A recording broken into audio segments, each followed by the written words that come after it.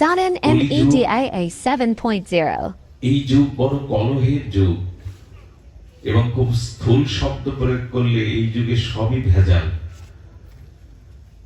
সবখানে বস্তুর স্বতন্ত্রতা আর নাই, বস্তু বিকৃতি হয়ে গেছে, গেছে কিনা? সমাজ বলি, পরিবার বলি, ব্যক্তি চরিত্র বলি, বিশ্ব বলি,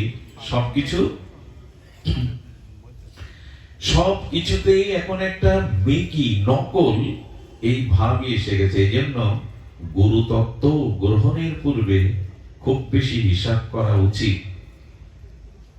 শ্রীগুরুর যে লক্ষণ শাস্ত্রে বর্ণনা করেছে সেই লক্ষণ অনুযায়ী আপনাকে গুরুকরণ করা উচিত। কারণ বর্তমান কলিযুগ বড়, আরে কলিযুগের কি কথা বলবো, স্বয়ং ভগবান অখণ্ড পরতত্ত্ব শ্রীকৃষ্ণ যখন দ্বারকায় লীলা বিলাস করছেন, শুনুন সেই ঘটনা। ভগবান প্রকট থাকাকালীন এই ঘটছে, তাহলে এখন কি হবে? তো স্বয়ং ভগবানকে একদিন বলদেব বলছেন, কানাই কাল পশু ব্রজে ফিরব বলে কথা দিয়ে এলে, আশা জাগিয়ে এলে, কত বছর হয়ে গেল ব্রজে গেলে না, চলো না একটু ব্রজ দর্শনের ইচ্ছা জেগেছে, অভিলাষ জেগেছে। ভগবান না যাওয়ার কিছু কারণ আচার্যগণ নিরূপণ করেছেন, কিন্তু বলদেবকে বললেন, দাও দাদা, আপনি ব্রজে যান, ব্রজবাসীকে আনন্দ দিয়ে আসুন, আমার এখন ব্রজে যাওয়া সম্ভব নয়। চৈত্র এবং বৈশাখ এই দুটো মাসে বলদেব এসেছিলেন বৃন্দাবনে এবং ব্রজবাসীদের তিনি আনন্দে, প্রেমানন্দে কিছুটা দান করেছিলেন, প্রেম আনন্দে ভাসিয়েছিলেন। এক গৃহকোণে বসে যমুনাকে স্মরণ করছে, যমুনা এসো, আমি অবগাহন করব। যমুনা বলদেবের কথায় কর্ণপাত করেননি। বলদেব তার হল দিয়ে আর যমুনাকে তিনি শাসন করবেন বলে যেমন হলটা নিক্ষেপ করেছেন, যমুনা তখন ভয়ে ভীত সন্ত্রস্ত হয়ে নতজানি হয়ে বলদেবের চরণে পড়েছে, প্রভু প্রভু বড় ভুল হয়ে গেছে, আমি আপনার আহ্বানে সাড়া দেয়নি। কিন্তু হল নিক্ষেপ করায় যমুনা আঁকা বাঁকা হয়ে গেছিল, এখনো যমুনা বড় বক্র আকারে। যমুনা স্তব করেছিলেন। বলদেবের মধ্যে, লক্ষণের মধ্যে দেখবেন ক্রোধ জেগে উঠত, পুরুষত্ব মাঝে মাঝে জেগে উঠত। তো বলদেবকে সকলে ভয় পেলেও কৃষ্ণকে সহসা কেউ ভয় বলদেবের মতো পেত না। বলদেব কথায় কথায় হল তুলতেন। তো সেই শ্রীকৃষ্ণ প্রকটকালীন দ্বারকায় তিনি তখন দ্বারকাধীশ ভগবান। ঠিক সেই মুহূর্তে পণ্ডরিক আর তার মিতা কাশীরাজ, এই কাশীরাজ পণ্ডরিককে বলছেন, তুমি ভগবান সাজো। খুব অদ্ভুত কথা, স্বয়ং ভগবান প্রকটকালীন এরকম ঘটনা ঘটেছে। বলে তুমি ভগবান সাজো। বলে কি করে? বলে নকল হও, নকল ভগবান হও। চার হাত, দুটো হাত আর দুটো লাগাও, মেশিন দিয়ে, যন্ত্র দিয়ে, প্রযুক্তি দিয়ে। হাতে শঙ্খচক্র গদা ধরো, গরুর তৈরি করো। এখন তো রোবট হচ্ছে, সবকিছু মিলে প্রযুক্তি দিয়ে গরুর তৈরি করো, উড়ে বেড়াবে। আর আমি পুরোহিত হয়ে জানাবো যে স্বয়ং ভগবান অবতীর্ণ হয়েছে। তো পণ্ডরিক ওই নকল দুটি হাত বাড়িয়ে নিল, চতুর্ভুজ, শঙ্খচক্র গদা পদ্মচক্র ঘুরছে, প্রযুক্তি কি না করতে পারে। আর একটি খাটের উপরে গরুর নির্মাণ করে সেই প্রযুক্তির দ্বারা উড়ে উড়ে চলেছেন। কাশীরাজ বলছেন, এই দেখো স্বয়ং ভগবান কাল স্বপ্নেতে আমাকে আদেশ করেছেন, উনি বৈকুণ্ঠ হতে স্বয়ং অবতীর্ণ হবেন জগৎ কল্যাণ। এই ঘন্টা নাড়িয়ে প্রচার, এটা বিজ্ঞাপনের যুগ। বর্তমান যুগ হলো বিজ্ঞান। যে যত বিজ্ঞাপন করতে পারবে আর যে যার যত প্রচার করতে পারবে, তার মহিমা তত বেশি। আর আমরাও তেমন, যেখানে বেশি প্রভাব দেখি, যেখানে বেশি ভিড় দেখি, ওইখানেই যাই। একবার আমি এক জায়গায় হরি কথা বলছি, কিছু লোক উঠে যাচ্ছে, কারণ জিজ্ঞাসা করলে বলে, বাবা জল পড়া আনতে যাচ্ছে। কোথায় সেই মাঝে হয়েছিল না, ধনঞ্জয় কোথায় যেন,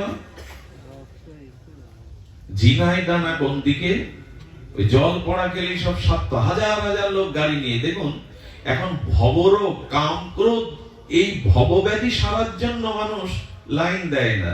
যেখানে মাদুলি, জল পড়া, তাবিজ নিলে ব্যবসার উন্নতি হবে, ঘরে অমুক হবে, তমুক হবে, দেখবেন হাজার হাজার মানুষ সেখানে। বিজ্ঞাপনের যুগ, আর মানুষ সহজে সবকিছু পেতে চায়। তো কাশীরাজ ঘোষণা করেছে ওনার পিতা, আরে স্বয়ং ভগবান এই দেখো আকাশ মার্গ থেকে, অপরঞ্চ থেকে প্রপঞ্চে অবতীর্ণ হচ্ছেন। এই জয়ধ্বনি, হরিধ্বনি ধ্বনি দিয়ে একবার বিজ্ঞাপন করে মাতিয়ে তুলেছে। লোক দেখছে আকাশ থেকে পড়ছে ভগবান। গরুরের পিঠে চক্রটা ঘুরছে, এসে পড়েছে। এইভাবে তখন ভিড় জমে গেল, লোক জমে গেল। এখন যেমনটা হয়, যার প্রভাব বেশি, হাজার হাজার লোক কি এমনি যায়? আমিও যাচ্ছি তো ওই প্রভাবে। কিছু না থাকলে কি লোক এত ছুটতো? আমরা গড্ডালিকা প্রবাহের ন্যায় যেখানে এইসব সেখানেই বেশি যায়। যেখানে মূলত ভবরোগ সারবে, কাম ক্রোধ জয়ী হয়ে মনুষ্যত্ব, মানবতা, শুদ্ধ ভক্তি লাভ হবে, সে সাধুর দুয়ারে ভিড় নেই এখন। যারা ঝাড় ফু, মাদুলি, তাবিজ দিয়ে মাতিয়ে রেখেছে বিজ্ঞাপনে, তো সবাই তখন বলতে লাগলো এই তো আসল ভগবান অবতীর্ণ হয়েছেন। ভিড় জমে গেল। কাশীরাজ বলল যা কিছু বোধৌকন তা 50-50। ভগবান সাজলে আরেকটা লাভ, মহাপুরুষ সাজলে আরেকটা লাভ। এখানে বসে বসে এই সব পাওয়া যাবে। টাকা ছুঁড়ে মারবে তখন। ভালো পাঠ করতে শিখলে, ভালো সাধু হতে শিখলে টাকা গায়ে ছুঁড়ে মারবে আপনার, নিয়েও পারবেন না, ছাপিয়ে পড়ে যাবে। তো বসে থেকেই বলেন 50-50। আচ্ছা, মানুষ যখন নকল হয়, মানুষের ভিতরে যখন মেকি ভাব চলে আসে, তখন দম্ভ অভিমান আসে। কাশীরাজ বলছে দেখো, একই রাজ্যে তো দুই ভগবান মেনে নেবে না কেউ। ওদিকে দ্বারকাধীশ কৃষ্ণ আছে, এদিকে তুমি। এখন দুই ভগবানের একজন থাকতে হবে। তার কারণ একই মুখ্যমন্ত্রী বলি, নগর পিতা বলি, এরা দুইজন হবে না, একজনেই হতে হবে। উপপ্রধানমন্ত্রী পদ একটা আছে, কিন্তু প্রধানমন্ত্রীর পদ দুইজন হবে না, হতে পারে না। এক সিংহাসনে দুইজন বসতে পারে না। তুমি কাজ করো, বলদেব এখন বৃন্দাবনে আর কৃষ্ণ একটু ভীতু, একটা পত্র দিয়ে তুমি জানিয়ে দাও ও নকল ভগবান, আমি আসল ভগবান, পারলে কেটে বড়। অভিমান আসলে কি হয় দেখুন। এই যুগে এই নকলেরই যুগ। নকল ভগবান, নকল আচার্যে ভরে গেছে জগৎ। ভক্ত সমাজে, সাধু সমাজে এই দুরবস্থা। স্বয়ং ভগবান থাকাকালীন যদি এই দুর্দশা হয়, এখন কি হতে পারে? আশ্চর্য হয়ে যায়। আমাদের পাশে ভারতবর্ষ, সেখানে শঙ্করাচার্য পদ নিয়ে মতনৈক্য। শঙ্করাচার্য এখন 4 জন। কিছু মনে করবেন না, 1 কোটি যার শিষ্য। কয় কোটি?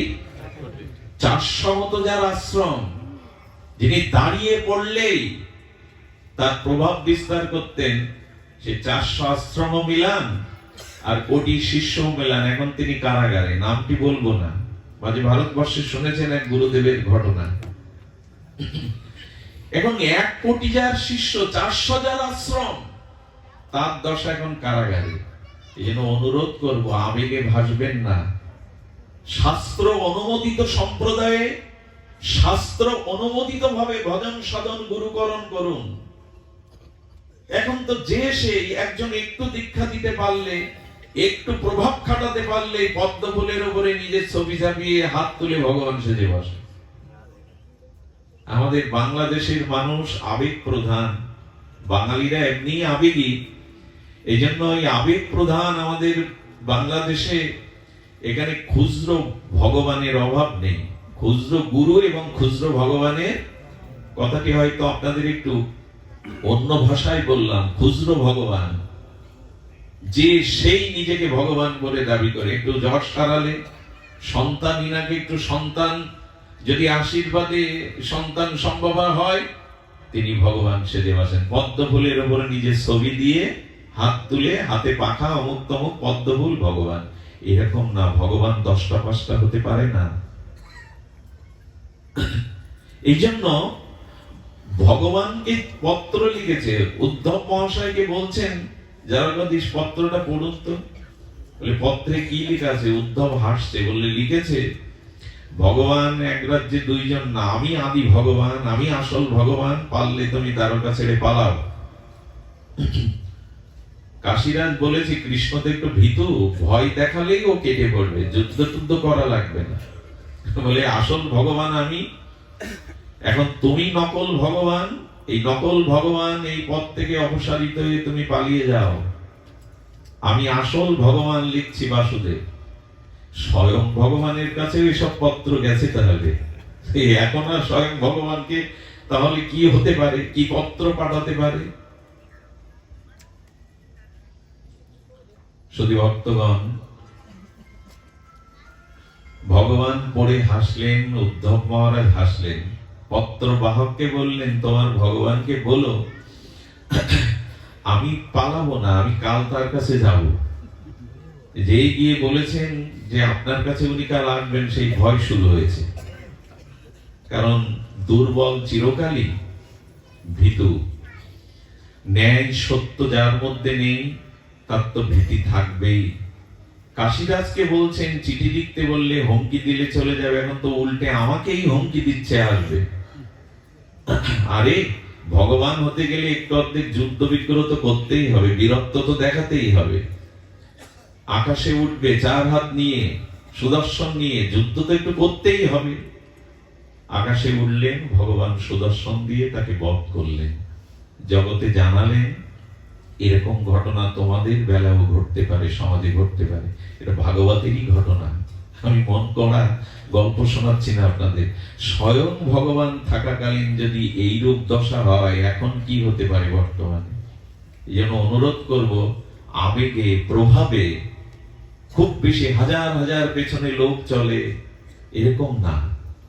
শাস্ত্র যেভাবে নিরূপণ করেছেন সদ্গুরুর লক্ষণ, সাধুর লক্ষণ, ভগবানের লক্ষণ, এখন এই ভগবান ভগবান করে করে সমাজটাকে দ্বন্দ্ব সংঘাতের মধ্যে আমরা নিয়ে গেলাম। এই জন্য ভগবান একমেব অদ্বিতীয়। শুধু ভক্তগণ, এই জন্য বর্তমান সময়ে আমাদের উচিত হবে শুদ্ধ শাস্ত্র নিরূপণে শ্রীগুরু চরণ আশ্রয় করা, পরম্পরা আশ্রয় করা। তার ছোট্ট একটা মন্ত্র দিয়ে আমরা জানবো যে গুরুদেব তার লক্ষণ কি, একটু ধ্যান দিবেন। এরপরে আমরা যার উদ্দেশ্যে আজকের এই ভাগবতীয় কথা, তার কিঞ্চিত জীবন চরিত মালা, আমি জানতাম না এটা বিজয় কৃষ্ণ গোস্বামী কুঞ্জ। এমন নিদ্রাজয়ী মহাপুরুষের এমনি একটি সুন্দর কুঞ্জ দেখেই মনটা ভরে গেছে। আমরা যৎকিঞ্চিত একটু আস্বাদনী ব্রত হব। তিনি এসেছিলেন নিদ্রাজয়ী একজন মহাপুরুষ, ভগবত দর্শনকারী পুরুষ। তার চরিত্রায়নে রূপায়নে আমরা কিঞ্চিত সিন্ধু অমৃত থেকে বিন্দু আস্বাদন করব। তার পূর্বে বলি, সদ্গুরুর কিছু লক্ষণ এবং পরম্পরা ধারায় দীক্ষা নিন। যাকে তাকে ভগবান, যাকে তাকে শ্রীগুরু পাদপদ্মে বরণ করে জীবনে কিন্তু মূল লক্ষ্যে কেন্দ্রে পৌঁছানো যাবে না। আগেই বলেছি বর্তমান সবকিছুই যেন একটা ঘোলাটে অবস্থার মধ্যে চলছে। দেখুন, সদ্গুরুদেবের লক্ষণে প্রথমেই যেটি বলেছেন বিশ্বনাথ চক্রবর্তী পাদ, সাক্ষাৎ রিক্তেন সমস্ত শাস্ত্রৈরুকস্তথা ভাবত এব সাধ্বী। কি অপূর্ব জানিয়েছেন, নিখিল শাস্ত্রে গুরুদেবের সাক্ষাৎ জ্ঞান থাকতে হবে। কে গুরুদেব? সমগ্র শাস্ত্রে যার ব্যুৎপত্তিগত জ্ঞান আছে, শিষ্যের সমস্ত প্রশ্নের শাস্ত্রীয় সমাধান দেওয়ার মতো যার মধ্যে শাস্ত্রীয় জ্ঞান আছে। শিষ্যের অন্তরে সংশয় দূর করতে যদি না পারেন, তিনি গুরু হবার প্রকৃত যোগ্য নন। সাক্ষাৎ রিক্তেন সমস্ত শাস্ত্রৈরুকস্তথা, সমস্ত শাস্ত্রে তার ব্যুৎপত্তি জ্ঞান হতে হবে। এমনকি শ্রী গুরুদেবের যদি আক্ষরিক জ্ঞানও না থাকে, তবু তিনি স্বয়ং স্বরূপ জ্ঞানময় মূর্তি হয়ে সমস্ত শাস্ত্র তার মধ্যে প্রকাশ হয়ে পড়ে। মানে এমন ভাববেন না আমার গুরুদেব লেখাপড়া জানে না, মানে উনি। বিদ্যা দুই প্রকারের, এক পরাবিদ্যা, এক অপরাবিদ্যা। জগতে আমরা স্কুল পাঠশালায় শিক্ষকের কাছ থেকে যে ডিগ্রি অর্জন করি একে বলে অপরাবিদ্যা। গুরুদেব যদি অপরাবিদ্যায় পারঙ্গম না হন, তবে স্বয়ং জ্ঞানমূর্তি গুরুদেবের মধ্যে সমগ্র শাস্ত্র প্রকাশ হয়ে পড়ে সদ্গুরু হলে। এই জন্য সাক্ষাৎ অরিক্তেন সমস্ত শাস্ত্রই, তার মধ্যে সমস্ত শাস্ত্রের জ্ঞান থাকতে হবে। এবং যিনি শ্রীকৃষ্ণের অত্যন্ত প্রিয়তম কিন্তু প্রভশ্চ প্রিয় এবং তিনি ভগবানের অত্যন্ত প্রিয় হবেন, ভগবানের হৃদয়ের একান্ত অনুরাগতম প্রিয় হবেন। প্রিয় এবতস্য বন্দে গুরু শ্রী চরণারবিন্দে। শ্রী গুরুদেবের মহিমায় শ্রীল গুরু মহারাজ বলেছেন যে সদ্গুরুর লক্ষণ বলতে গিয়ে বলছেন তস্মাৎ গুরু প্রবর্ততে জিজ্ঞাসু শ্রেয় উত্তমম শব্দে পড়ে না নিষ্ণাত ব্রহ্ম পূর্ণ উপাশ্রয়ম। আচ্ছা, কেউ সমস্ত শাস্ত্র জানে, পাণ্ডিত্য আছে, প্রশ্ন করলেই তার উত্তর দিতে পারে, এটাই কিন্তু গুরুদেবের শুধু লক্ষণ না। কারণ আমার মতো অনেক দুষ্টবুদ্ধি মানুষ, তারা বিদ্যা শক্তির দ্বারা, তাদের ব্রেন স্মৃতি শক্তির দ্বারা সমস্ত শাস্ত্র অনর্গল বলতে পারে, তাতে কি সে গুরু হবে, পণ্ডিত হবে? বোঝা যায় কথা বাবা? অনেক আছে যারা সমাজে শুদ্ধ ভদ্র মানবিক নয়, কিন্তু তাদের মেধা শক্তি প্রবল। মেধা শক্তি দিয়ে যদি সমস্ত শাস্ত্র আপনি মুখস্থ করে বলতে পারেন, তাতে আপনি গুরুদেব নন। এই জন্য পরে বলে শব্দে পরে না নিষ্ণাতং ব্রহ্ম পুনঃ উপাশ্রয়ম, অর্থাৎ তার মধ্যে পূর্ণ ব্রহ্মের স্বয়ং ভগবানের উপাশ্রয় থাকতে হবে। তিনি শ্রী ভগবানের উপাশ্রয়ম, তার মধ্যে স্বয়ং ভগবানের অপরোক্ষ মহিমা কৃপা শক্তি এগুলি থাকতে হবে, শুধু শাস্ত্রের দ্বারা নয়। শব্দে ব্রহ্মাণী বেদাক্ষ ন্যায়ত নিষ্ণাতম তত্ত্বম, অর্থাৎ সমগ্র শাস্ত্রের ব্যুৎপত্তি জ্ঞানের সাথে সাথে তিনি পূর্ণ ব্রহ্মের আশ্রয় তত্ত্ব হবেন, তার মধ্যে পূর্ণ সমশ্রয় থাকবে। ছোট করে একটু বলি, 4টে লক্ষণ যদি কারোর মধ্যে দেখেন, তাহলে পরম্পরা ধারায় হলে দীক্ষা তার কাছে নিন। প্রথম লক্ষণ, যে যিনি নিজে দৃঢ় বিশ্বাসের সহিত ভগবত ভজন নিজে করেন, যিনি নিজে ভজন পরিত্যাগ কখনো করেন না, এবং তিনি ভজন সাধন করেই প্রেম ভক্তি উপলব্ধি করেছেন, নিজে আচরণ করেছেন। দ্বিতীয়, যিনি বেদ এবং বেদের ভাগবতের গূঢ় ভক্তি সিদ্ধান্ত নিপুণ ভাবে শিষ্যের মধ্যে সংশয় দূর করে জানাতে পারেন, এবং তিনি শ্রীকৃষ্ণের অহেতুক অপরোক্ষ অনুভূতি কৃপা শক্তি প্রাপ্ত হবেন, শক্তি সম্পন্ন হবেন, এবং যিনি কাম ক্রোধ লোভ হতে মুক্ত। এই 4টে লক্ষণ হলেই তার মধ্যে সদ্গুরুর লক্ষণ। লোভ কাম কামনা হতে যিনি মুক্ত, যার কুঞ্জে আজ আমরা বসে হরিকথার ভাগ্যপ্রাপ্ত হয়েছি, উনি আশ্রমে বসে একদিন নাম করছেন, নিদ্রাজয়ী ছিলেন। এই দিব্য মহাপুরুষ ইনি ছিলেন নিদ্রাজয়ী মহাপুরুষ, ঘুমাতেন না। উনি আশ্রমে বসে বসে হরি নাম জপ করছেন, সাক্ষাৎ ভগবত দর্শন করেছিলেন। নাম জপ করতে করতে, ঘটনাটা বহুবার আমরা উল্লেখ করেছি, সম্মুখে দেখছেন কমলা দেবী, লক্ষ্মী দেবী। কমলা দেবী, তুমি এসেছো এখানে? কিন্তু উনি তো মহাপুরুষ, শাস্ত্রজ্ঞ মহাপুরুষ। উনি তাকিয়ে দেখছেন, এ তো লক্ষ্মী দেবী না, লক্ষ্মীর মতো অপরূপ রূপ। কারণ লক্ষ্মী দেবী হতে গেলে তার গলে প্রলম্বিত সদ্য প্রস্ফুটিত সুগন্ধময় পদ্ম ফুলের মালা থাকতে হবে, নাহলে তিনি লক্ষ্মী নন। লক্ষ্মীকে, কমলা দেবীকে চেনার উপায় হলো সদ্য প্রস্ফুটিত সুগন্ধমণ্ডিত প্রলম্বিত, অর্থাৎ জানু পর্যন্ত লম্বা পদ্ম ফুলের মালা গলায় থাকতে হবে, নাহলে তিনি লক্ষ্মী দেবী। দেখছেন পদ্মের মালা গলায় নাই। উনি ধ্যান করে জানতে পারলেন উনি লক্ষ্মী দেবী না। ওনার আশ্রমে এক শিষ্য, তিনি কামের চিন্তা করছিলেন, পর স্ত্রীর প্রতি মোহগ্রস্ত হওয়ায় পর স্ত্রীর চিন্তা করছিলেন।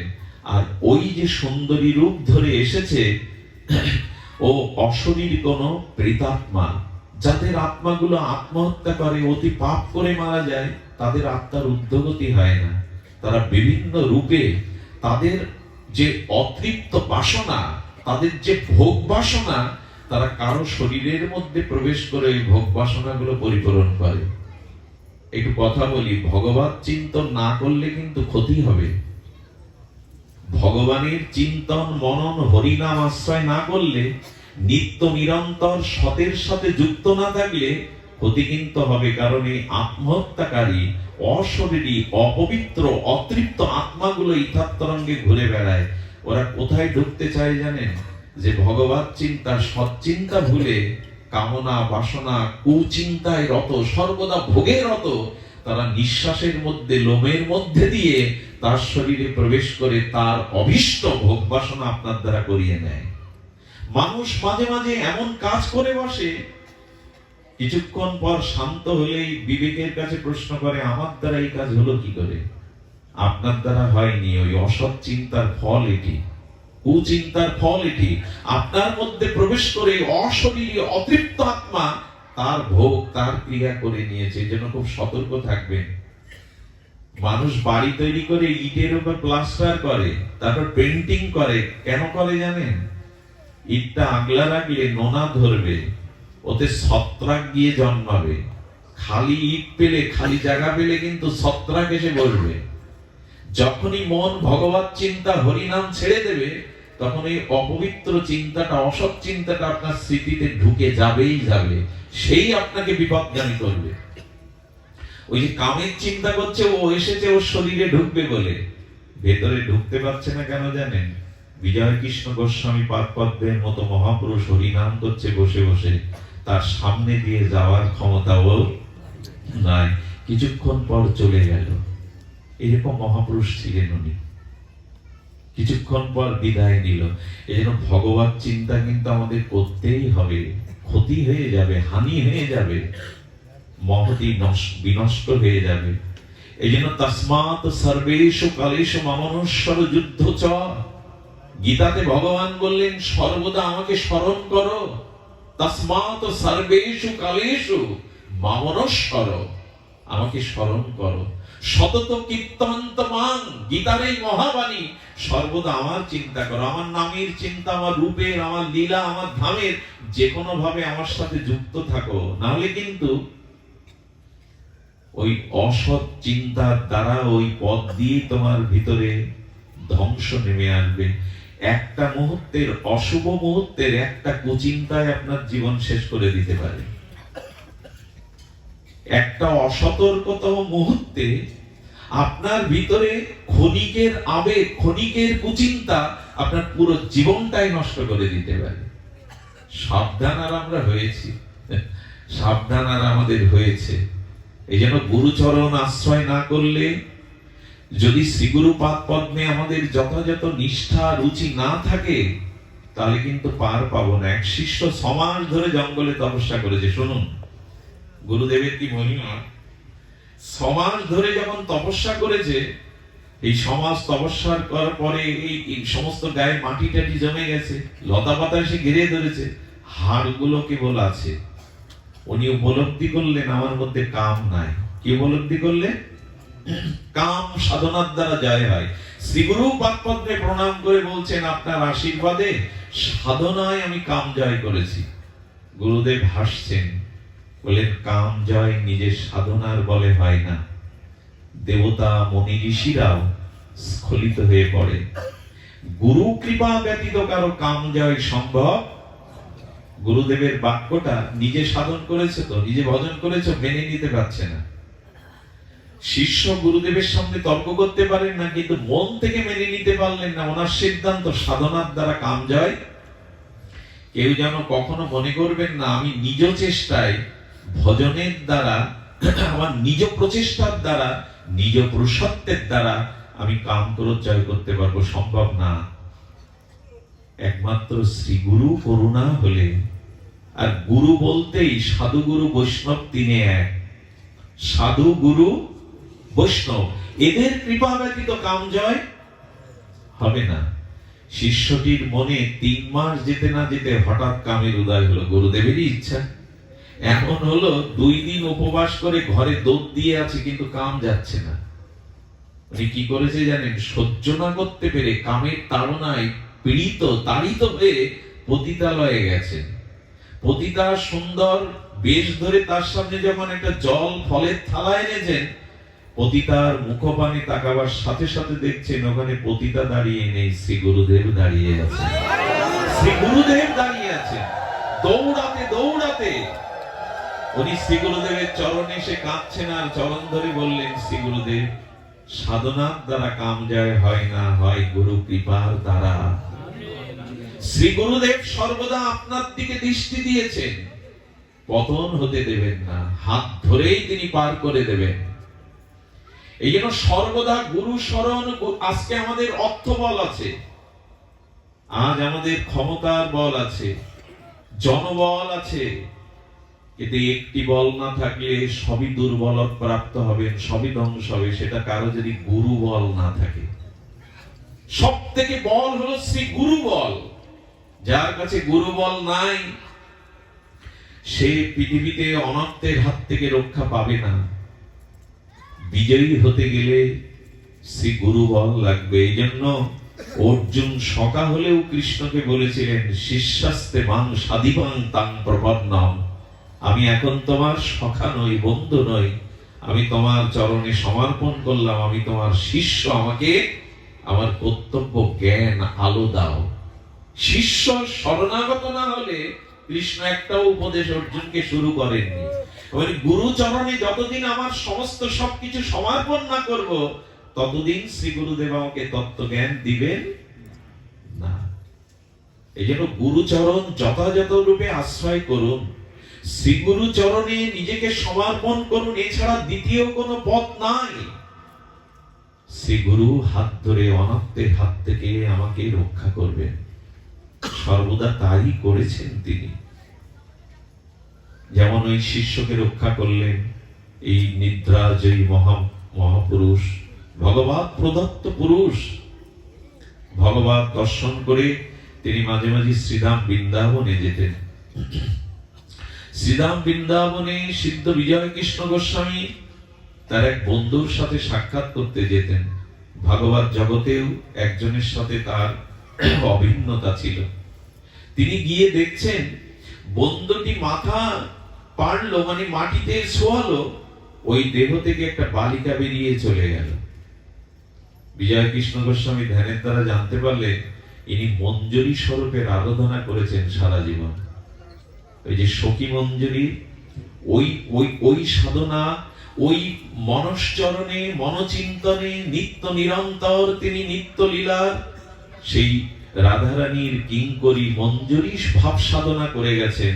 তাই এই খোলসটা সাপের মতো ছাড়লো, আর রাধারানীর কিঙ্করী রূপটা ওই দেহ প্রাপ্ত হয়ে নিত্য লীলাতে চলে গেল। রাধারানী নিত্য লীলাতে চলে গেল।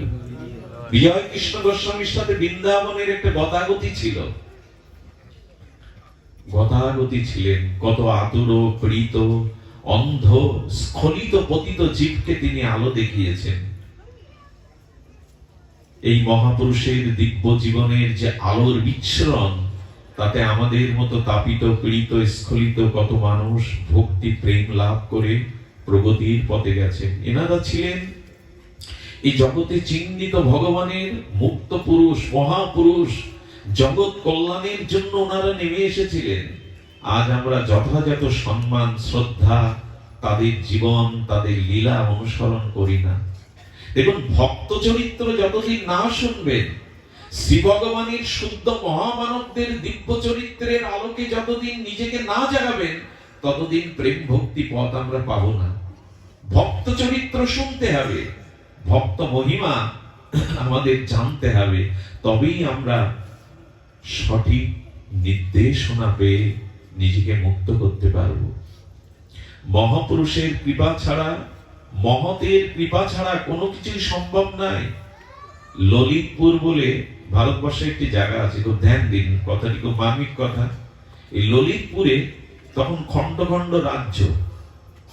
সেই ললিতপুরের মহারাজা একটি খণ্ড প্রদেশের খণ্ড দেশের রাজ্যের রাজা তিনি। কয়েকজন রানীর মধ্যে ললিতা অপরূপ সুন্দরী, যৌবনাবতী। রাজা প্রায় ললিতা রূপে গুণে মোহে মোহিত হয়ে তার কাছেই পড়ে থাকে, তার কাছেই প্রায় পড়ে থাকে।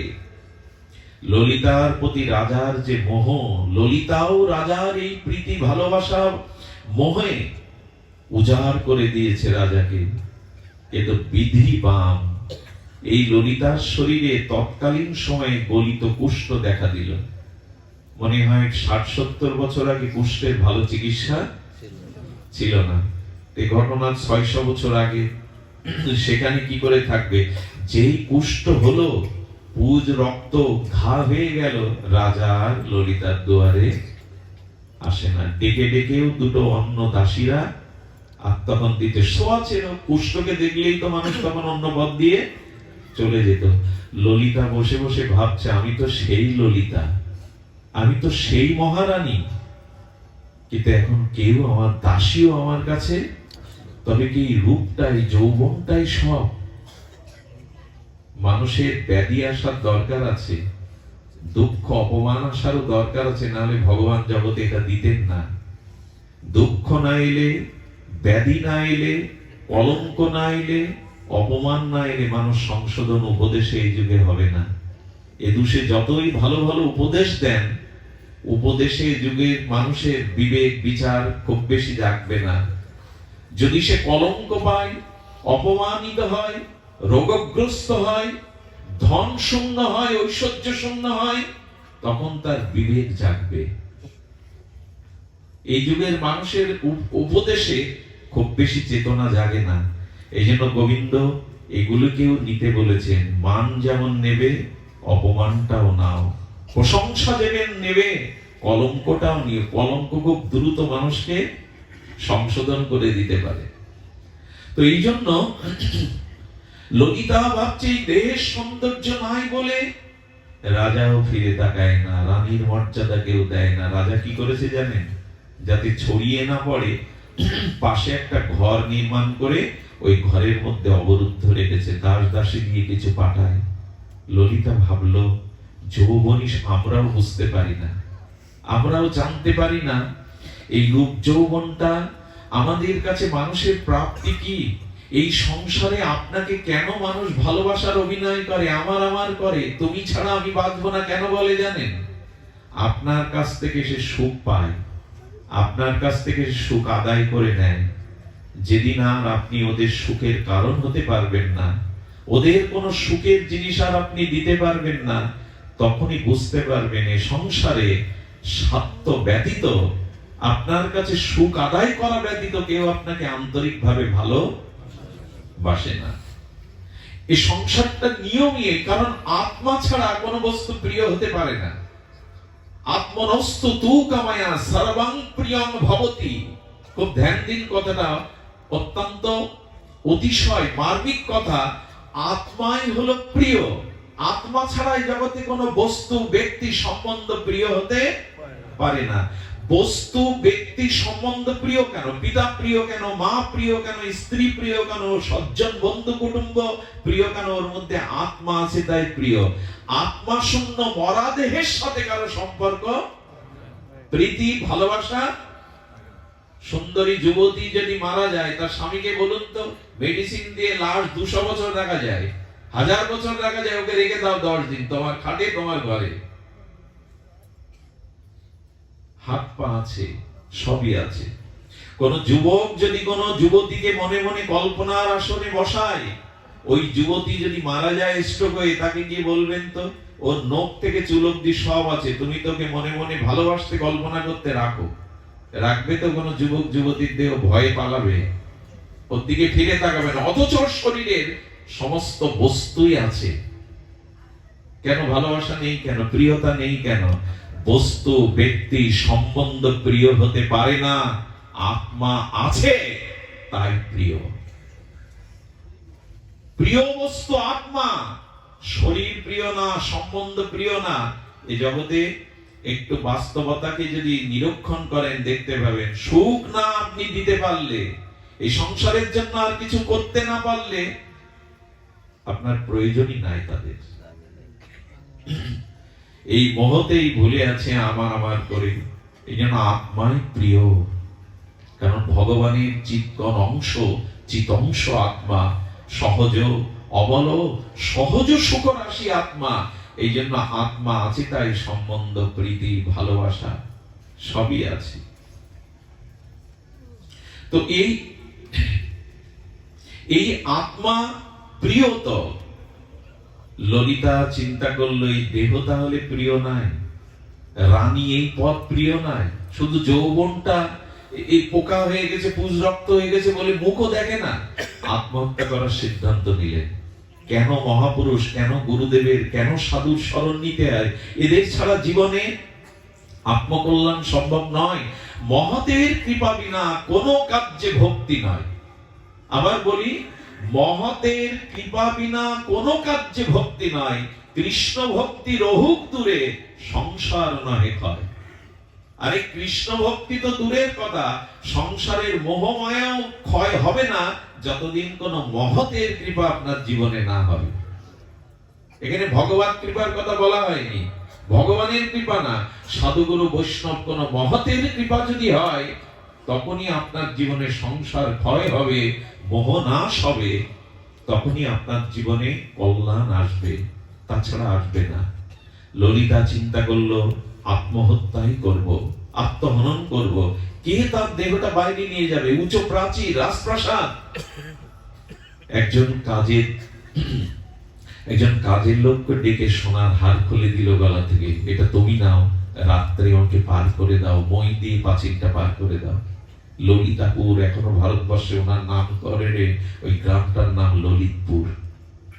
উনি পাঁচিলের ওপাশে গেলেন, কখনো একটু হেঁটে, কখনো গড়িয়ে। ওখানে একটা বিশাল কুয়ো ছিল, বহু মানুষ এর আগে ওখানে মরেছে। কুয়োতে যখন ঝাঁপ দিতে যাবে, ওই কুয়োর পাশে ছিল নৃসিংহদেবের মন্দির। ওখানে বসে একজন ভক্ত, একজন তপস্বী সাধক বহুদিন ধরে ভজন করছেন নৃসিংহদেবের। চোখ বন্ধ করেই বলছেন, মরলে কি, শরীর ছাড়লেই কি সমস্যার সমাধান হয়? যেই বলেছে থমকে দেয়, আমি মরতে এসেছি, কে জানলো? কাউকে তো আমি বলিনি। মহাপুরুষের চরণে গিয়ে পড়েছেন, আপনি কি করে জানলেন আমি আত্মহনন করতে এসেছি? সব জানি আমি। যদি জানেন কেন আটকাচ্ছেন? হয়তো মরতে দিন, নাহলে আমার এই রোগ সেরে দিন, দুটো একটা আপনাকে করতে হবে। সাধু বললেন, রোগ সারতে পারি, কিন্তু একটা সত্য আছে। কি সত্য?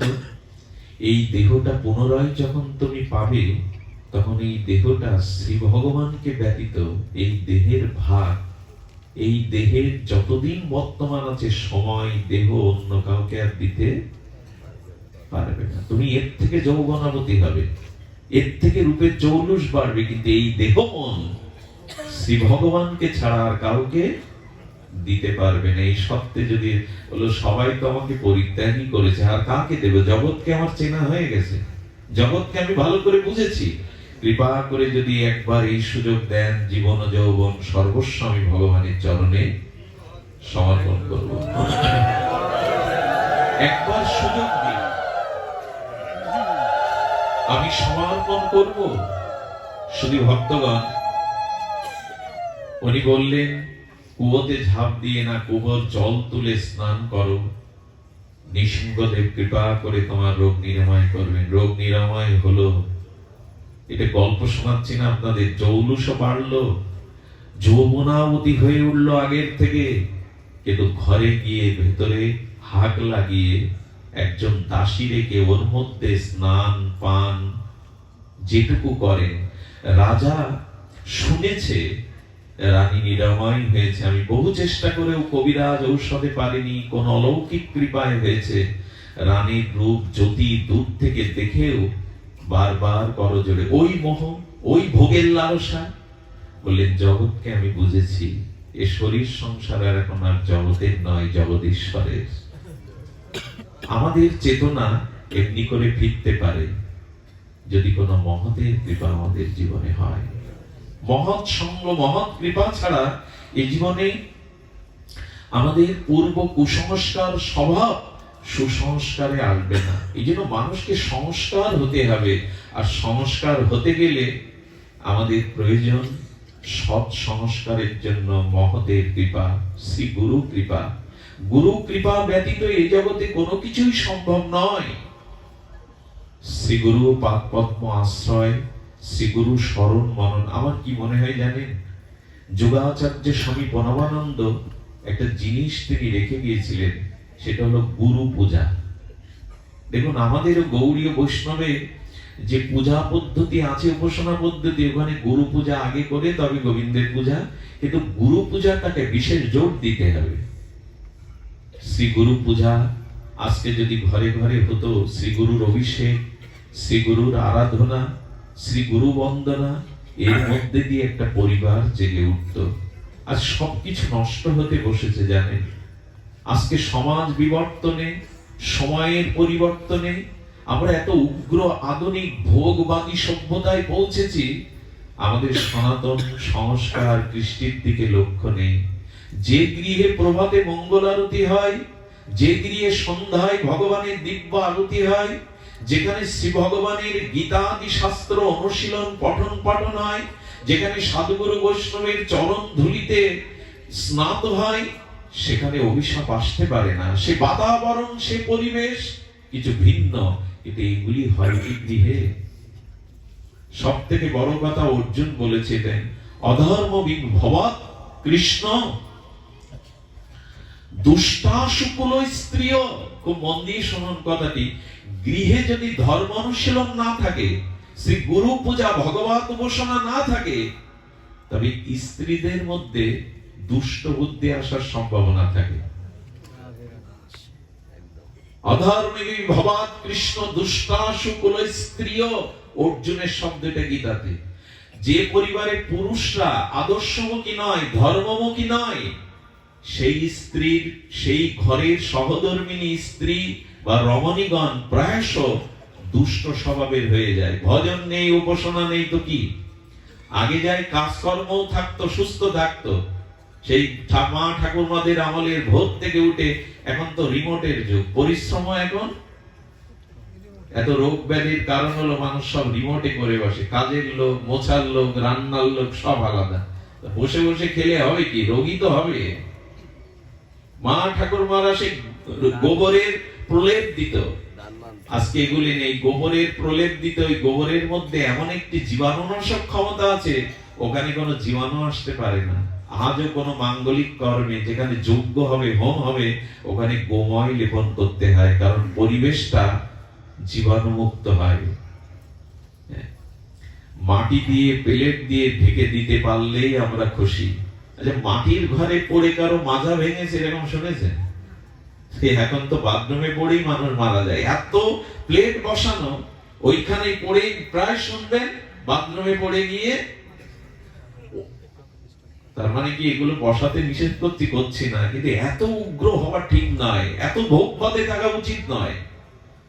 অতি ভোগ কিন্তু আমাদের কালচারটাকে নষ্ট করতে বসেছে। আজকে এই জন্য ভোরবেলা যদি মায়েরা উঠে একটু মঙ্গল আরতি দেয়, ওই ঘুমান্ত স্বামী সন্তানের কানে যদি ভগবানের দিব্য প্রভাতী ভৈরবীর আগে ওই হরিনাম যায়, তাদের দিনটায়, তাদের মনে মনে সারাদিন ওই সুরটা অনুরণন হবে। প্রভাতী সুরে কেউ যদি আমার গৌরকে জাগায়, রায় জাগো, এই যে প্রভাতী ভৈরবীর আগের হরিনাম, শুধু হরিনামও যদি কেউ করে, ওই সুরটা বাতাবরণে, ঘুমন্ত সন্তানের কানে বাতাবরণে গেলেই কল্যাণ হবে। সবকিছুই নষ্ট হতে বসেছে। শুধু ভক্তমণ্ডলী, সনাতন বৈদিক ঋষিরা যাদেরকে মা বলেছেন, তারা জগতের প্রভূত কল্যাণ সাধনে রত ছিল। যেমন গাভী মা, তুলসী মা, এরকম মা বলেছে না? গীতা মা। যেখানে মা শব্দটা ঋষিরা দিয়েছেন, মা তো প্রতিপালন করে। মার মতো সেবা কেউ জানে না। মা গড়তে জানে, মা প্রতিপালন করতে পারে, মা মেপে নিতে পারে। সেই মা গুলোকেই বাদ রেখেছি। তুলসী মার কাছে যাই, একটু পরিক্রমা করি, প্রতিদিন একটু জল দিয়ে তুলসীকে প্রণাম করি। কটা হিন্দু আজ সকাল সন্ধ্যা তুলসীকে পরিক্রমা করে, একটু জল সিঞ্চন করে প্রণাম করে। আরে একটা করে প্রসাদী তুলসী পাতা প্রতিদিন খেলে 60% ক্যান্সারের ঝুঁকি কম থাকে। খাওয়াই আমরা।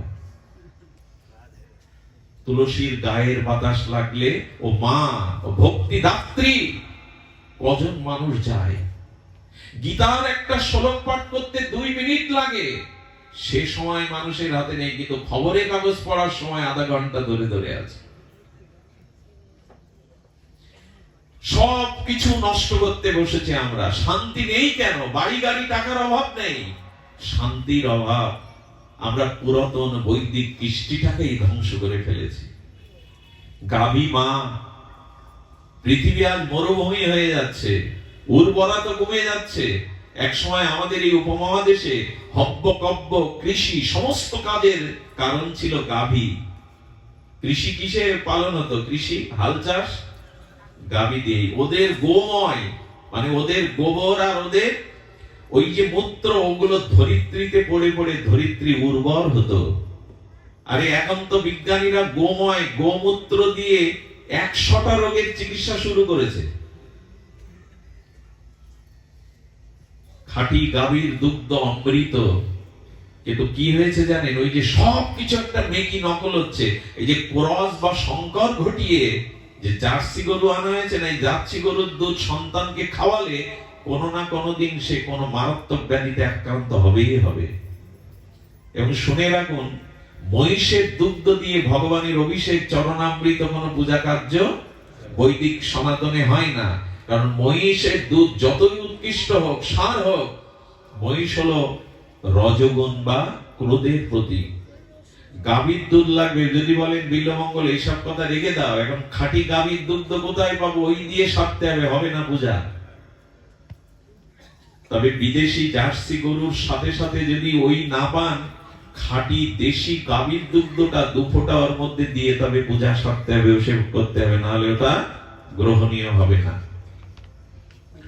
সব কিছুই একটা মেকি করতে বসেছে। আর তাতে ক্ষতি হয়েছে কি জানেন? অর্জুন বলেছেন, ভগবান গৃহে যদি ধর্ম অনুশীলন না থাকে, গারস্থ আশ্রমে যদি ভগবানের উপাসনা না থাকে, ত্যাগ ব্রত উপাসনা না থাকে, তবে দুষ্টাসু কুল স্ত্রী ও কুল স্ত্রীগণ ভোগমুখী হয়ে যাবে, অলস হয়ে যাবে, অপসংস্কৃতিতে জড়িয়ে যাবে। আর তাতে কি হবে?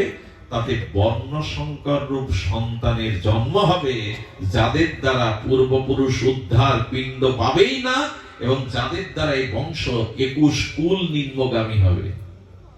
মায়ের মধ্যে যদি তপস্যা না থাকে, শুদ্ধতা না থাকে, সাধন ভজন না থাকে, স্বামীর প্রতি অচলা ভক্তি না থাকে, লিখে দিয়েছে শাস্ত্র, ওই গর্ভের সন্তান কখনো আদর্শ চরিত্রবান সুসন্তান হবে না।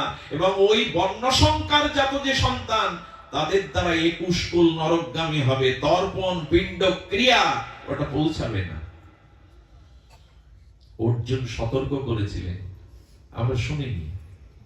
কামনা বাসনার দ্বারা, দেহ ভোগের দ্বারা যেসব সন্তান জগতে আসছে, তাদেরকে মানবিক মনুষ্যত্ব বোধে আদর্শ চরিত্রবান করে গড়া তোলাটা এখন সব থেকে কঠিন। আমি কয়েক প্রবচনে বলেছি, এখন বিমান তৈরি করা, জেট বিমান, যুদ্ধ বিমান তৈরি করা সহজ, সমুদ্রের তলে সাবমেরিন তৈরি করাও সহজ, অ্যাটম বোমাও সহজ। পৃথিবীর সব থেকে কঠিন এখন সন্তানদেরকে আদর্শ চরিত্রবান করে গড়ে তোলা। এর থেকে কঠিন কাজ পৃথিবীতে এখন নাই। 1980 সাল থেকে এই 2025-এ পৃথিবীর সব থেকে ক্ষতি হয়ে গেছে এই সময়ে যারা জন্ম নিয়েছে, এই প্রজন্ম। এরা বহুবিধ ডিগ্রি, শিক্ষা, প্রযুক্তি বুঝছে, কিন্তু মানবিক আদর্শিক চরিত্রবান ধর্মজ্ঞ মহাপুরুষ তৈরি হচ্ছে না। এর একটাই কারণ, সংসারে যদি ধর্ম অনুশীলন না থাকে, শ্রী ভগবানের উপাসনা না থাকে, কুল স্ত্রীগণ ভোগমুখী হয়ে যাবেন, দুষ্টাসু দোষ বুদ্ধি আসবে। আর এই জাতীয় অভজনের মধ্যে, ভোগের মধ্যে যেসব সন্তান আসবে, তারা বর্ণ সংকর যুক্ত হয়ে আসবে, তাদের দ্বারা কোনো কল্যাণ। যে বংশে একজন শুদ্ধ চরিত্রবান আদর্শ ভক্ত জন্মায়, গোবিন্দ বলেছিলেন তার 21 কুলকে সে উদ্ধার করতে পারে। তৎ বিপরীতে যদি অধার্মিক চরিত্র স্খলিত কোন অধার্মিক সন্তান জন্মায়, তাহলে সে 21 কুলকে নরকে ডোবাবে, বংশটাকেই ধ্বংস করে দেবে। সতর্ক হন। টাকা রোজগার করা এখন কঠিন না, 3 তলা বাড়ি তৈরি করাও অনেকের পক্ষে সম্ভব, বাড়িতে 2-4টা গাড়িও রাখা সম্ভব, বছরে 6 বার বিদেশে যাওয়াও সহজ। কিন্তু সন্তান যদি মানুষ না করেন, ও সবগুলো একদিন আপনার জীবনে যন্ত্রণা এবং হাহাকারের কারণ হবে। কার জন্য টাকা, কার জন্য বাড়ি, কার জন্য বিষয় ঐশ্বর্য? যে রক্ষা করবে তাকে যদি উপযুক্ত না করতে পারেন, সব শেষ। একটি সন্তানই যথেষ্ট একটা বংশকে শেষ করতে, এক দুর্যোধন যথেষ্ট কৌরবদের ধ্বংস করতে, এক রাবণ যথেষ্ট লঙ্কাকে ধ্বংস করতে। আমরা এদিকে সতর্ক হই। আজকে ছেলে মেয়েদের নিয়ে আমরা যাত্রা গানে যাই, সিনেমায় যাই, থিয়েটারে যাই, মেলা দেখতে যাই, ভাগবতে আনি না ছেলে মেয়েদেরকে। জামাই বাবু বাড়ি এসছে, শালিকাকে সাজিয়ে মার্কেট করতে পাঠাই, থিয়েটারে পাঠাই।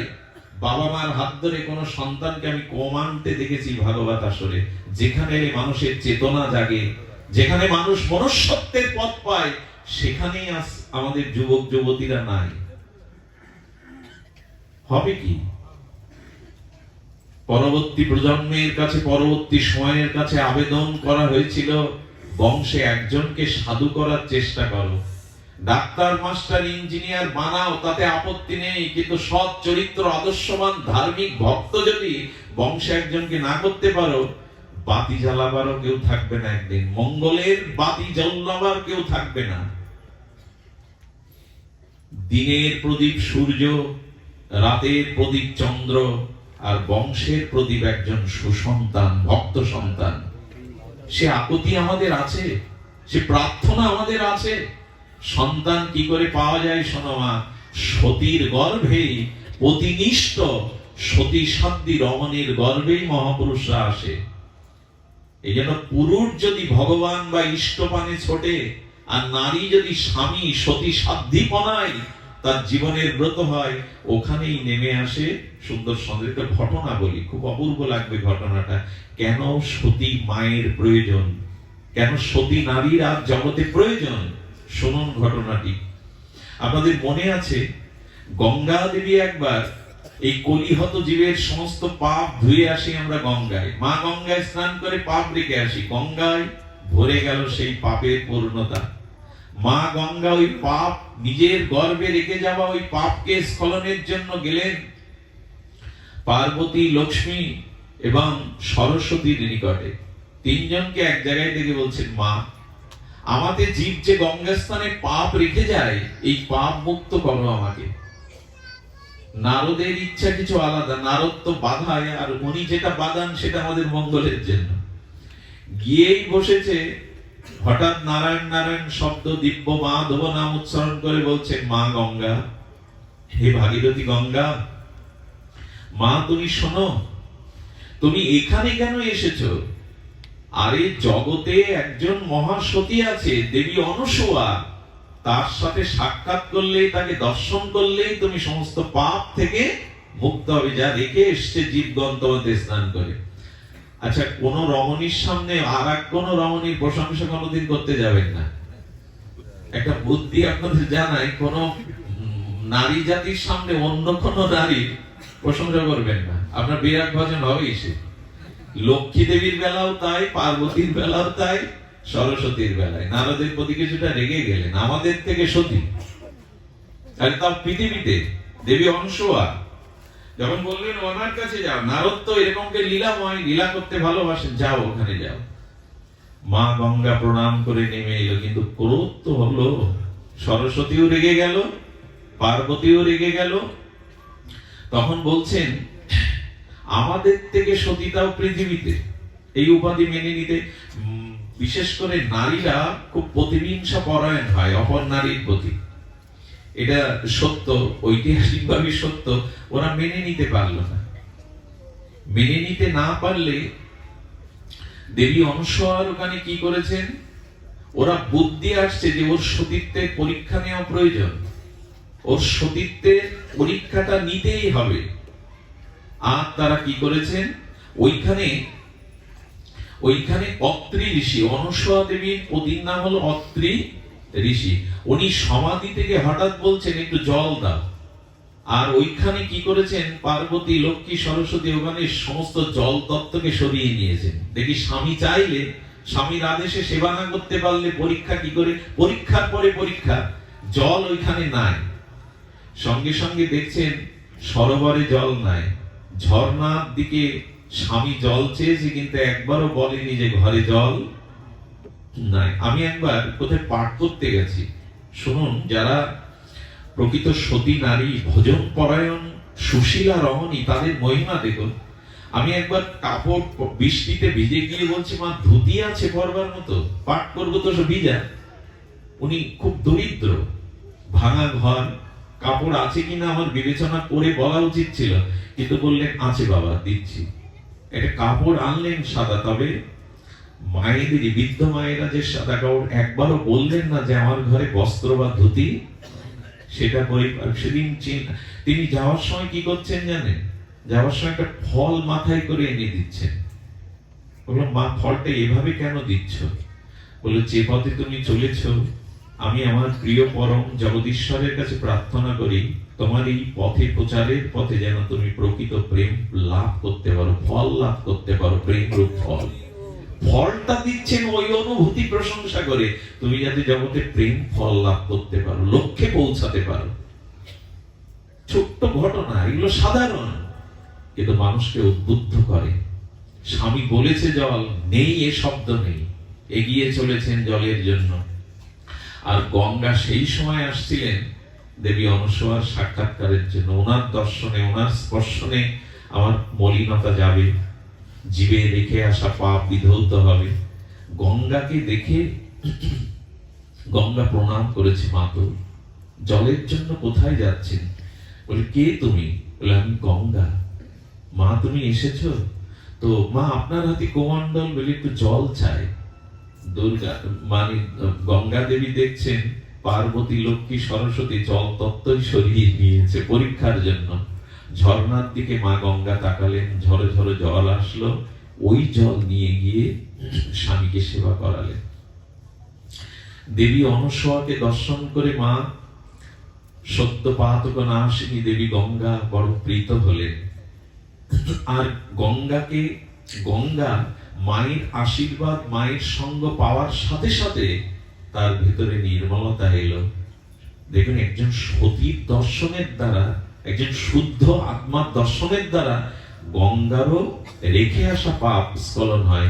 কোন শুদ্ধ ভক্তের চরণধূলি যদি গঙ্গায় পড়ে, হরিনাম সংকীর্তনে রত কোন বিশুদ্ধ মহাভাগবতের চরণ রেণু যদি গঙ্গায় পড়ে, গঙ্গাও বলে আজ আমি ধন্য হলাম, আজ আমি ধন্য হলাম ভক্তের চরণ ধরি পেয়েছি বলে। গঙ্গাও নিজেকে ধন্য মানে। তো দেবী অনসূয়ার আশীর্বাদ পেয়ে গঙ্গা পবিত্র হলো। এটা পার্বতীর মনে, লক্ষ্মী দেবী, কমলা দেবীর মনে, সরস্বতীর মনে সেই জেদ, সেই অভিমান, ওর সতীত্বের পরীক্ষা নিতে হবে। সকলে মনোযোগ দিন, ধ্যান দিন। তখন বলছেন, আরে সরস্বতী বলছে ব্রহ্মাকে, পার্বতী বলছে ভগবান শঙ্করকে, লক্ষ্মী দেবী বলছেন বিষ্ণুকে, তোমরা যাও। আরে আমাদের সতীত্ব তো জগৎ বিদিত, শাস্ত্র বিদিত। দেবী অনসূয়া নাকি আমাদের থেকে সতী, ওর সতীত্বের পরীক্ষা করে এসো। শুনছেন তো মা? পাঠাচ্ছেন শিব ঠাকুরকে, ব্রহ্মাকে এবং বিষ্ণুকে, যাও পরীক্ষা করে এসো। মায়েদের কথা তো মাঝে মাঝে শুনতে হয় পতি দেবতাদের। পরীক্ষা করতে এসে দিগম্বর তিনজন মহাত্মার বেল ধরেছে। দিগম্বর মানে বস্ত্র রাখেননি, বিবস্ত্র হয়ে যেমন দেবী অনসূয়ার দুয়ারে এসেছেন। অত্রি ঋষি কোথায় বসে তপ করছিলেন, গৃহে তিনি নাই। দেবী অনসূয়া বাইরে আসার সাথে সাথে বললেন, মা আমরা তোমার কাছে ভিক্ষা নিতে পারি? আমরা পরমহংস, আমাদের ভিক্ষাটাও দিতে হবে খুব নিষ্পাপ হয়ে, বস্ত্র আবরণ থাকলে হবে না। অনসূয়া মা দুয়ারে তিনজন এসেছে, ব্রহ্মা বিষ্ণু মহেশ্বর, তিন সাধু রূপে, কি করে পাবেন? ঘরে গিয়ে স্বামীকে স্মরণ করছেন, জগৎপতিকে বলছেন, সত্যই যদি পতি প্রাণা হই আমি, তাহলে বিবস্ত্র হয়ে মা তার শিশুর কাছে যেতে পারে। দুগ্ধপোষ্য সদ্য ভূমিষ্ঠজাত শিশুর কাছে মায়ের বস্ত্র আবরণের প্রয়োজন হয় না নিজের সন্তানের কাছে। হে প্রভু, যদি আমি সৎ সুন্দর সতীত্বকে প্রতিসেবা করে থাকি, এই মুহূর্তে ওই তিনজন মহৎকে দুগ্ধপোষ্য শিশু তৈরি করে দাও। যেই বলা, ব্রহ্মা বিষ্ণু মহেশ্বর তিনজন ওয়া ওয়া করে কাঁদতে শুরু করেছে ভূমিষ্ঠ শিশুর মতো। মা কোলে নিয়ে বললেন, শিশুকে স্তনপান করানো মায়ের কর্তব্য, সেবা দেওয়া কর্তব্য। এইভাবে মা 3 মাস 3 ভগবানকে ওই বাচ্চা বানিয়ে, দুগ্ধপোষ্য শিশু বানিয়ে দোলাচ্ছে আর খেলাধুলো আনন্দে পান করছে। এদিকে 6 মাস যদি বৈকুণ্ঠে না যায় বিষ্ণু, তাই না, যদি কৈলাসে না যায়, ওদের মাথায় হাত উঠেছে নারদ। আরে প্রতিদেবতারকে পাঠালাম সতীত্বের পরীক্ষা নিতে, কোথায় তারা? বলে, মা এখন আর আমি কি বলবো, তোমরাই গিয়ে দেখে এসো। এসে তাকে দোলনায় দোল খাচ্ছে ব্রহ্মা বিষ্ণু মহেশ। চিন্তা করতে পারেন একজন সতীর মহিমা কি? ভগবান বলেছিলেন, যেখানে একজন সতী দাঁড়িয়ে থাকবে ওইখানের মাটি ধ্বংস করার ক্ষমতা আমি ভগবান, আমারও নেই। মীরা যখন রাজস্থানের বেত্তা থেকে চলে গিয়েছিল, ওখানে অনাবৃষ্টি ফসলানি হয়েছিল। যে গ্রামে, যে পরিবারে একজন শুদ্ধ সতী বা ভক্তের বাস আছে, ওই অঞ্চলটাই মঙ্গলময় হয়ে ওঠে, শস্য শ্যামলা হয়ে ওঠে ধরিত্রী। শুদ্ধতার অভাব বিধায় আজ পৃথিবীর এই জরা ব্যাধি, ভাইরাস, রোগ সবকিছু সদাচার এখন লন্ডভন্ড হয়ে গেছে ঝড়ের মতো। তো এসে দেখছেন যে ওই তিনজন সাহিত্য খেলছে তারা। আচ্ছা, ব্রহ্মা বিষ্ণু মহেশ্বর পারে না ওদের পূর্বের রূপে ফিরে যেতে? সম্ভব না। সতী বাক্য তোলে না দিলে ব্রহ্মা বিষ্ণুরও সাধ্য নেই ওই অবস্থার পরিবর্তন হওয়া। কি আশ্চর্য সতীর মহিমা কীর্তন করা হয়েছে। দেবী অনুসূয়ার কাছে গিয়ে চরণে পড়লেন, মা, তোমার পরীক্ষার জন্য পাঠিয়েছিলাম, আমাদের প্রতিদেবতাকে করুণা করে আমাদের কাছে ফিরিয়ে দাও। আজ পার্বতী, লক্ষ্মী, সরস্বতীও এই জগতে দেবী অনুসূয়ার কাছে এসে চরণে পড়ছেন, মা, প্রতিদেবতাকে ফিরিয়ে দাও। সতীর কি মহামহিমা। মা বললেন, ঠিক আছে পতিদেব, তোমরা তো আমার মেয়ে, আমার সন্তানদের আমি তোমাদের কাছে ফিরিয়ে দিলাম। কিন্তু যখন ব্রহ্মা বিষ্ণু মহেশ্বর যাচ্ছে, বললেন, আচ্ছা 6 মাস যে আমার বুকের দুধ পান করলে, এখানে খেলা করলে, পাড়া প্রতিবেশী মণিরা যদি জিজ্ঞাসা করে তোমার সেই সন্তানটা কোথায়, কি জবাব দেব?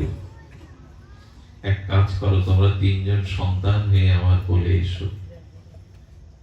ভগবান শিবের অংশে এলো দুর্বাসা, ভগবান বিষ্ণুর অংশে এলো দত্তাত্রেয় ভগবান, আর ব্রহ্মার বড় ভাই এলেন এক ঋষি স্বরূপ। এই 3 সন্তান দেবী অনুসূয়ার কোলে মানুষ হতে লাগলেন। ভগবান ও সতীর কাছে পুত্র হয়ে আসতে চায়, প্রতিপালক হয়ে সতীর কাছে।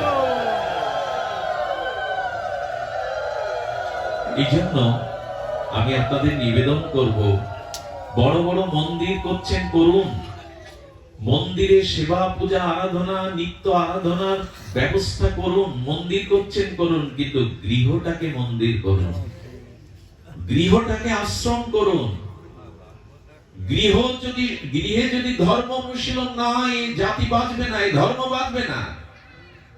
কারণ 4টি আশ্রম আমাদের: ব্রহ্মচর্য, গারস্থ, বানপ্রস্থ, সন্ন্যাস। এই গারস্থ আশ্রম হলো 3টি আশ্রমের জননী। গারস্থ আশ্রম না বাঁচবে, সন্ন্যাস আশ্রম বাঁচবে না। এত মহাপুরুষ কোথা থেকে এলো? আশ্রম থেকে? গৃহ থেকেই এসেছে মহামানবরা। আজকে সিদ্ধ বিজয় কৃষ্ণ গোস্বামী, তিনিও কোন মায়ের কোল আশ্রয় করে এসেছিলেন। এই জন্য গৃহটা যদি ভজন অনুগামী, পুরুষ যদি ধর্ম অভিমুখী হয়, নারীরা যদি সতী সাধ্যি পরায়ণা হয়, ওই গৃহে যদি নিত্য নিরন্তর ভগবানের উপাসনা, ভগবত আরাধনা হয়, ওইখানে আশ্রম রূপে নেমে আসবে মহাপুরুষগণ। আগামী দিনের সোনালী স্বপ্ন দেখাবে এই সনাতনী সন্তানরা। আমাকে প্রায় মাঝে মাঝে বলেন, মঙ্গলজি, আপনি যেই অনিয়ম করে রাত দিন চলছেন, আপনি আপনার জায়গায় কাউকে রেখে যেতে পারছেন তো? কাউকে গড়ে যেতে পারছেন তো? যারা যাচ্ছে তাদের পরে যারা আসছে তাদের মতো পাচ্ছি না। পুরাতনকে পাচ্ছেন কি? যারা চলে গেছে তাদের আর আমরা পাচ্ছি না। পাচ্ছি না এই কারণে পাওয়া সম্ভব, পাচ্ছি না এই কারণে আমাদের সংস্কার নাই, আমাদের অনুশীলন নাই। এই জন্য মহাপ্রভু বারবার সতর্ক করেছেন, ছাড়িয়ে অনাচার করো কৃষ্ণের সংসার। সংসারটা কৃষ্ণের করো, মায়ার করো না, ভোগের করো না। ছাড়িয়ে অনাচার করো কৃষ্ণের।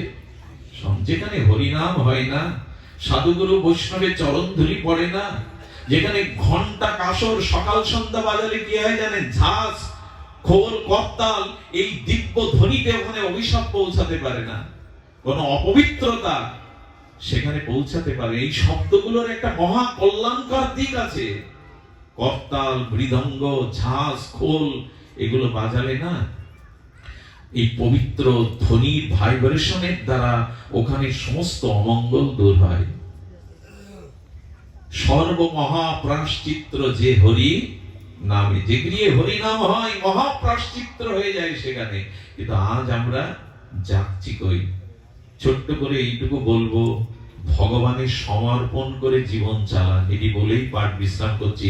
জীবনের যা কিছু কর্ম ভগবানকে সমর্পণ করে করুন। যৎ করৌষি যদন্নাসি যজ্জহোষি দদাসি যৎ যৎ তপস্যোষি কন্তেও তৎকুরুষ মদার্পণম। এই অনুরোধটুকু আপনাদের কাছে, প্রত্যেকটি কর্ম ভগবানের সমর্পণ করে করুন। আপনি লক্ষ্য করবেন আমাদের সর্বকার্যেষু মাধবম, এটাই বলেছে উপনিষদ বেদ। সর্বে কার্যেষু সর্বকার্যেষু মাধবম। ভগবানকে সমর্পণ করে কর্ম করো। বিশ্বদেব অর্জুনকে অস্ত্র পূজা করতে বলছেন। বলে গুরুদেব অস্ত্র পূজা কেন? বলে এই অস্ত্রই তোমাকে বিজয়ী করবে। অস্ত্রের যদি ভগবানের সমর্পণ করে, এই অস্ত্রই মহা অস্ত্র হবে। আর এই জাতি অস্ত্রেরও পূজা করে, ভগবানের চরণে সমর্পণ করে। এই জাতি আগে মাঠে ফসল ফলানোর জন্য মাঠে হাল চাষ করতে গেলেও মাটিটাকে বন্দনা করে নিত, স্মরণ করে নিয়ে হাল চাষ করত। আরে এখনো কোন কুস্তিবীর কুস্তি খেলতে গেলে মাটিটাকে প্রণাম করে, ফুটবল প্লেয়ার পর্যন্ত মাটিটাকে প্রণাম করে মাঠে ঢোকে। এর কারণ কি? তোমাকে স্মরণ করলে, তোমাকে সমর্পণ করলে সেই কাজে বিজয় আসে, কল্যাণ আসে। ব্রহ্মার্পণং ব্রহ্ম হবি ব্রহ্মাণ্ড ব্রহ্মায়ণ হুতম ব্রহ্মৈবস্তেন গন্তব্যং ব্রহ্ম কর্ম সমাধিন। সবকিছু ব্রহ্মময়, তাই ব্রহ্মে সমর্পণ করে সব কাজ করো। তুমি যা কিছু খাও, যা কিছু আহার করো, যা কিছু যজ্ঞ করো, যা কিছু করো আমাকে সমর্পণ করে করো। আরে জলে হাত দিতে গিয়ে হিন্দু গঙ্গে যমুনাশ্চৈব গোদাবরী সরস্বতী সিন্ধু নর্মদা জলাস্মি সন্ধিদেন করো। সকালে উদ্দীপ্ত লাল জবা কুসুম সূর্যকে দেখে তারা প্রণাম করে। জবা কুসুম সংকাশ্য পেয়াং মহাদ্যুতিম। তারা অন্ন মুখে নিয়ে নেওয়ার সময় ভগবানকে সমর্পণ করে প্রসাদ গোবিন্দে নাম ব্রহ্মণে বৈষ্ণবে অন্নটাও নেয়। কি করে না? হিন্দুর আদর্শ ছিল সকাল থেকে রাত পর্যন্ত যে কর্মই করবে ওই কর্মটা যজ্ঞে রূপান্তরিত হবে যদি ভগবানকে অর্পণ করে করো, অর্পণ করে করো। লোহার দোকানদার ওই চর্মকার টানতে গেলেও ভগবানের নাম করে টানে। আরে দোকানদাররা দোকানের তালা খুলতে গেলেও প্রণাম করে তালা খোলে। হিন্দুর সমস্ত জীবন কর্মজীবন ভগবানের সমর্পিত। যদি ভগবানকে অর্পণ করে নিজের জীবনটা করতে পারেন, ওটাই যজ্ঞ, ওটাই তপস্যা। এই জন্য মহাপ্রভু বললেন আমাদের খাইতে শুইতে ভগবানের নামটা রাখুন, আর প্রত্যেকটি কাজ ভগবানে সমর্পণ করুন। সেটা ঘুমাতে যাওয়ার সময়ও এবং জাগরণের সময়, স্নানের সময়, আহার করার সময় দেখুন সর্বকার্যে মাধবকে মিশিয়ে নিন, সর্বকার্যে ভগবানকে সমর্পণ করে করুন। তাহলে সেই কর্ম সম্পূর্ণ নির্দোষ ফলদানে সমর্থ হয়ে আত্মকল্যাণ করবে। তাই আসুন আমাদের জীবন, আমাদের সর্বস্ব সমর্পিত হোক, ভগবানে অর্পিত হোক। আমরা সূচনা করেছিলাম ভূমিকাতে শ্রী গুরু কৃপা নিয়ে। তো সদ্গুরুর কৃপা, মহতের কৃপা এছাড়া আমাদের জীবনে প্রকৃত কল্যাণ, প্রকৃত মঙ্গল, প্রকৃত আধ্যাত্মিক চেতনা আসতে পারে না। শ্রীগুরুর ছোট্ট একটা মহিমা 2 মিনিটে বলেই বিশ্রাম রাখি। এই মহাপুরুষের চরণে আমাদের কথাঞ্জলি, পুষ্পাঞ্জলি সমর্পণ করে একবার শ্যামাচরণ লাহিড়ী, এই যোগীরাজ, তিনি বর্ধমানে ডেনামাইট দিয়ে বড় পাহাড় ভাঙছিলেন। তার আন্ডারে অন্তত 100-200 কর্মচারী কাজ করছে, কিন্তু ওই ভগ্ন পাহাড়ের বিপরীত দিকে একটা গুরু গম্ভীর মধুর কণ্ঠস্বর ভেসে আসছে, দুর্গা এদিকে আয়, দুর্গা এদিকে আয়। উনি বলছেন, এখানে আমাকে নাম ধরে ডাকবার মতো পরিচিত কেউ নেই, আর কে বা আমার নাম ধরে ডাকবে? ওই মধুর কণ্ঠধ্বনি অনুসরণ করতে করতে এগিয়ে গেলেন দুর্গাপ্রসন্ন ভট্টাচার্য, বিখ্যাত যোগীরাজ। তিনি এগিয়ে গেলেন, এগিয়ে দেখছেন এক গুহার মধ্যে থেকে গুরু গম্ভীর সেই শব্দধ্বনি ভেসে আসছে, দুর্গা পাথরটা সরিয়ে, প্রবেশ পথ থেকে পাথর সরিয়ে ভেতরে এসো। উনি ভেতরে গিয়ে দেখলেন জটাজুটোধারী এক মহান তপস্বী আচার্য আসনে বসে আছেন। সম্মুখে আর একটা শূন্য আসন, সম্মুখে আর একটা শূন্য আসন। বলেন, কে আপনি? আমার নাম ধরেও বা কেন ডাকছেন? বলে, দুর্গা আমাকে চিনতে পারলি না? ওই আসনটি তোর, ওইখানে বস। কে দুর্গা? কার আসন? কি বলছেন আপনি? বলে, আমাকে স্পর্শ কর। যেই স্পর্শ করেছে, স্পর্শ অনুভূতির দ্বারা উনি পূর্বজন্মের স্মৃতি দেখলেন যে গুরুদেব এবং উনি এখানেই বসে তপস্যা করছিলেন। মহাকাল মৃত্যু এসে গুরুদেবের কাছ থেকে এই শিষ্যকে ছিনিয়ে নিয়ে যায় মৃত্যু। গুরুদেব আজও বসে আছে ওইখানে, ওই আসন পেতে আবার আসবি, আবার তোকে পূর্ণ কৃপা দিয়ে ভগবান চরণে পৌঁছে দেব, তবেই আমার স্মৃতি। এই হলো শ্রী গুরুদেব। আমার উদ্ধার না হওয়া পর্যন্ত তিনি নিজেও আমার জন্য প্রতীক্ষা করবেন, অপেক্ষা করবেন। একজন চরণাশ্রিত শিষ্য যতদিন ভগবত কৃপা না পাবে, ততদিন তিনি আমার জন্য অপেক্ষা করবেন। এই হলো গুরু তত্ত্ব, এই হলো শ্রী গুরু মহিমা। বংশীদাস আমাদের নবদ্বীপে বংশী সেবা করেছে গুরুদেবের সারা জীবন। নবদ্বীপে বন্যা, খাটের উপরে গুরুদেবকে রেখে, খাটের উপরে সিদ্ধ করে গুরুদেবকে খাইয়েছেন। মাজা সমান, গলা সমান পিপাসার জল, শুদ্ধ জল আনতে নগরে চলে যান। আস্তে আস্তে ম্যালেরিয়া হলো, শ্বাস উঠলো, বৃত্ত কবলিত হয়ে বংশী পড়ে আছে। গুরুদেব বললে, কি রে বংশী, ওঠ, আমার জন্য ভোগ লাগা, প্রসাদ কর। আর কথা বলতে পারছে না। সামনে সেই বৃত্ত তাকে আহ্বান করছে মুমূর্ষ, বলে, বংশী তুই আমায় ফেলে যেতে পারিস না, এত সেবা করেছিস বংশী, তুই চলে গেলে কে দেখবে আমায়? কথা বলতে পারছে না। গুরুদেব জপের মালা মাথায় ধরে বলছেন, জমের সাধ্য নাই তোকে আমার কাছ থেকে নিয়ে যাবে। গুরু সেবা করেছিস, আমার সেবা করেছিস, জমেরও সাধ্য নাই আমার কাছ থেকে নিয়ে যাবে। আয়, ওঠ, ভোগ রান্না কর। মালা ছুঁয়ে দিলে বংশী উঠে দিব্য সুস্থ হয়ে গুরুদেবের সেবায় গেল। পারেন নাকি গুরুদেব? তাই আসুন গুরুচরণ আশ্রয় পূর্বক সদ্গুরুদেবের চরণে শরণ মনন নিয়ে জীবনটাকে সমর্পিত জীবন করি, ভগবানে অর্পণ করি। ধন্য হোক আপনাদের আজকের এই অনুষ্ঠান, ধন্য হোক আজকের এই মাঙ্গলিক আয়োজন। সবার প্রতি প্রণাম জানিয়ে, সবার প্রতি ভগবানের